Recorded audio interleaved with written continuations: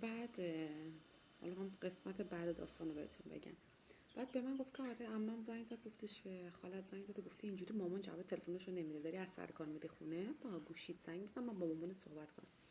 رفتم خونه زنگ زدم به عمم، عمم زنگ زد مامانم گوشی رو گرفت گفت چرا این کارا رو میکنی؟ خب دختر پله خواستگار براش میاد، حالا اشکال نداره پسر خوبه برا تهرانه، نمیدونم کاروبارش اینجوریه، حالا بیاین برین همدیگه رو ببینین یا میشه یا نمیشه دیگه، چرا تا مثلا ندیده چیز میکنین تصمیم میگیرین. خالم زنگ زد گفتش که آره دعوتشون کنیم بیان خونه ما، شما میسرا رو بگیرین و بیاین اینجا. دیگه ما حاضر شدیم، ما بابام راضی شدن، رفتیم خونه خالم اینا برای شب خواستگاری که شب آشنایی که بیان همدیگه رو ببینیم. بعد من چادر سفید عروس خالم به من داد گفت برو تو آشپزخونه تا مهمونا بیان بشینن، بعد صدات میزنین شما چای رو بیار. منم یه خورده شیطان پیتان کرده بودم و به خودم رسیده بودم.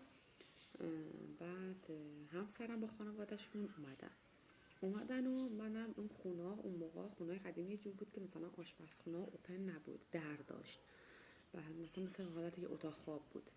من اینا داشتم میومدن میرفتن یواشکی از شیطونی در باز کردم نیملا کردم که ببینم مثلا کیه چیه چه شکلیه، فقط تونستم موفق شدم فقط از پشت نگاش کنم. اینا رفتن داخل پذیرایی نشستن، بعد من منتظر بودم که به من بگن چای رو بیار. بعد عروس خالم اومد صدا زد گفتش که چای رو بیا بریزیم من بهت بدم، چادر تا قشنگ درست کن که بتونه تحمل داشته باشه سینی چای رو بگیری، بیا چای رو بگیریم ببریم. ما هم چای رو ریختیم و آماده شدیم، چادرم درست کردم، سینی چای رو گرفتم دستم، آروم آروم، یعنی همش با استرس با ترس، اصلا بدنم یخ کرده بود.